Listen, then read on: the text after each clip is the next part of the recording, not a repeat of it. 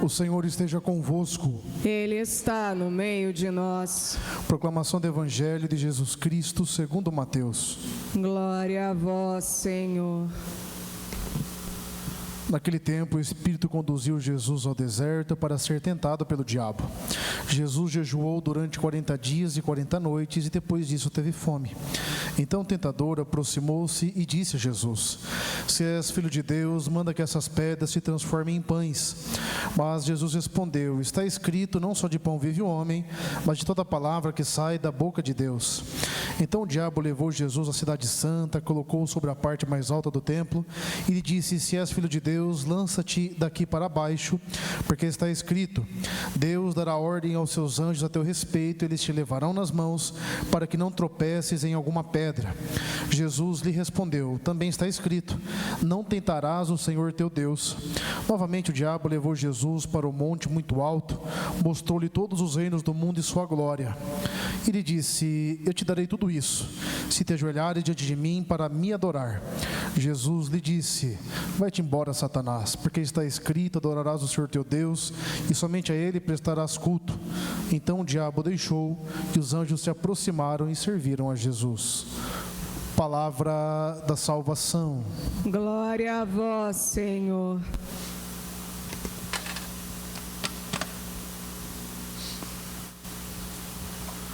Nós celebramos o primeiro domingo da Quaresma, e Quaresma ela é um retiro espiritual. Nós iniciamos a Quaresma com a quarta-feira de cinzas, lembrando a condição que temos diante de Deus, tal como foi dito na primeira leitura em Gênesis, que Deus nos forma um ser humano do pó da terra, isso que nós somos. E é interessante que Gênesis apresenta aquilo que somos e também o dom grandioso que de Deus recebemos.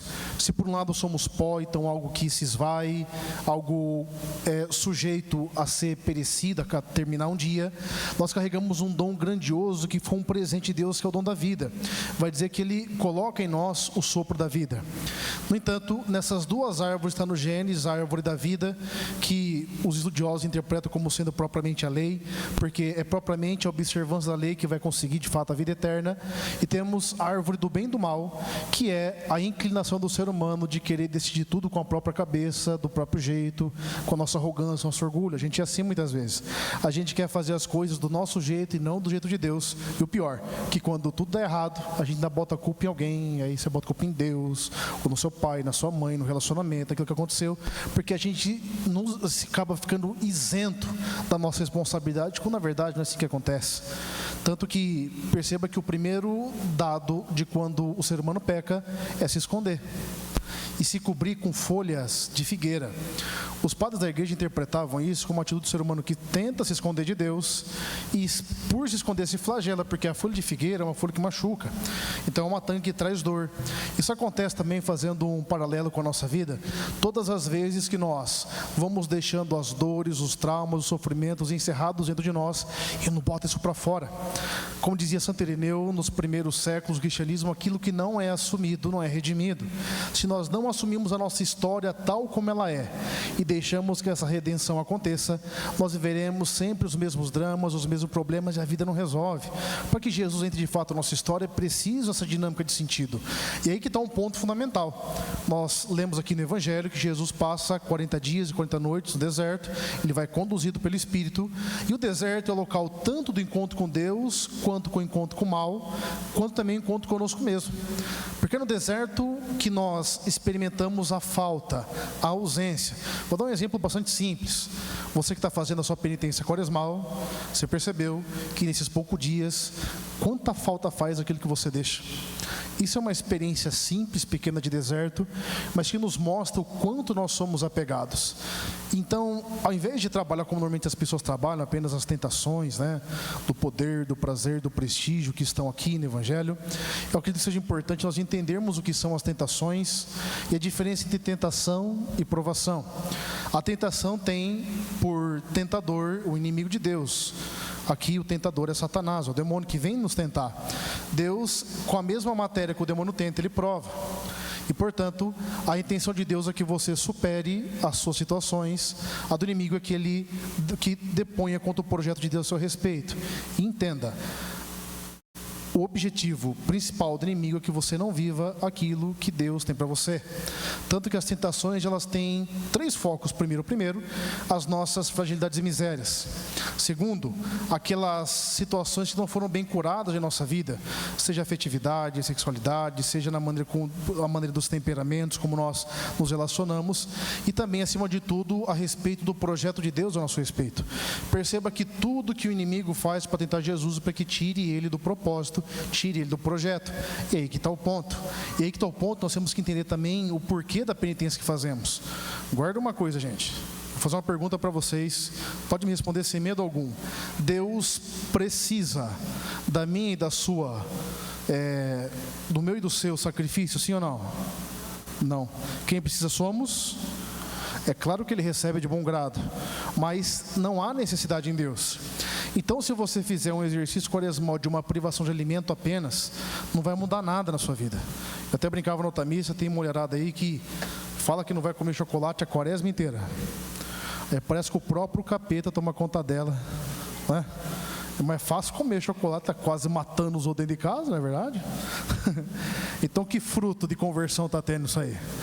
Lógico, pode parar de comer chocolate, mas também não fica com vontade de matar os outros, sabe? Se começar a ver isso, é sinal de que você tem que dar uma mudada na coisa. Agora, deixa eu fazer uma outra pergunta. Se quando terminar a quaresma, você pode voltar a comer o chocolate, sim ou não? Pode, mas aí que está. Você não pode comer tudo que você não comeu os 40 dias na Páscoa. Ela tem que trazer um fruto de moderação, não é? De colocar cada coisa no seu devido lugar. É por isso que muita gente não prospera na vida espiritual. A quaresma é um tempo de alta performance. Então você acorda com o Frei Gilson às 4, aí você vem na missa diária, aí você vem no terço dos homens, mesmo sendo mulher, você vai no terço das mulheres, aí você vai no terço das crianças, aí você vai, enfim, você vai participando de tudo. Só que acabou a quaresma também. Nossa Senhora, eu fico pensando se Deus levou, se aconteceu, porque você não vê uma pessoa. Então a gente vive uma alta performance religiosa e depois você vai lembrar do Frei Gil só em agosto, na quaresma de São Miguel.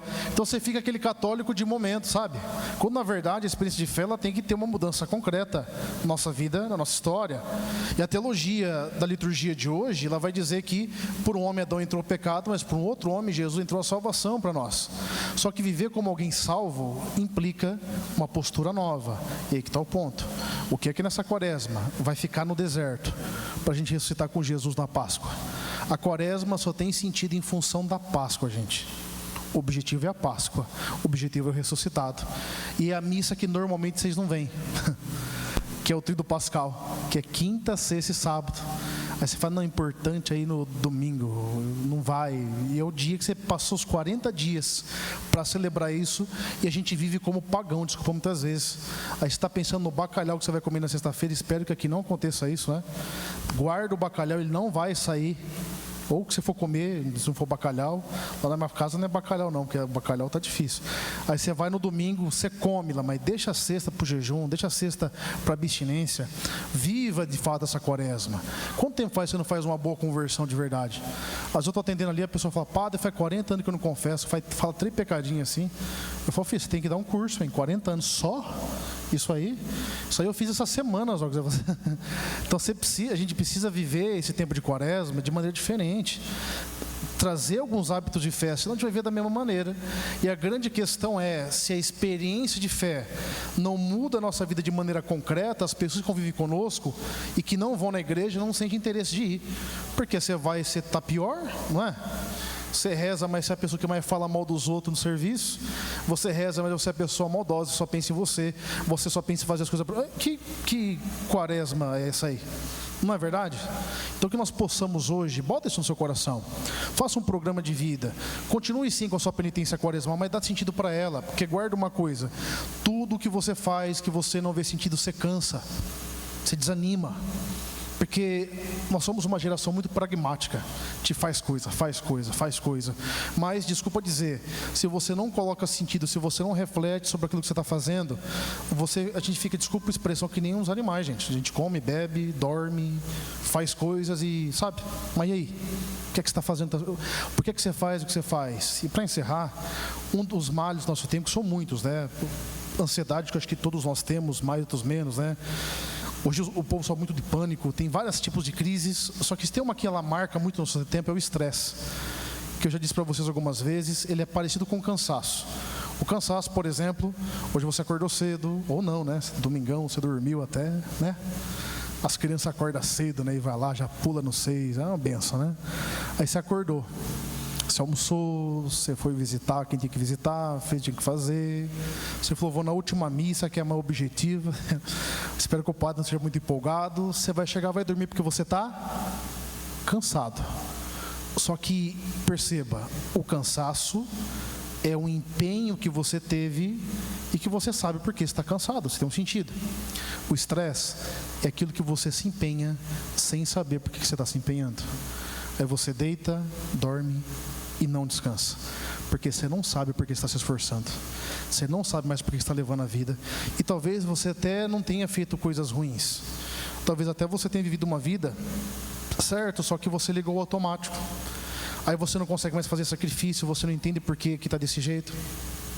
É por isso que Quaresma é um tempo que você tem que parar para rezar. Reza a sua vida, entenda o que está acontecendo, reserva um tempo para Deus, para que de fato seja um tempo de transformação, de mudança concreta de vida. Amém? Feche seus olhos, baixe a sua cabeça, peça ao Senhor essa graça.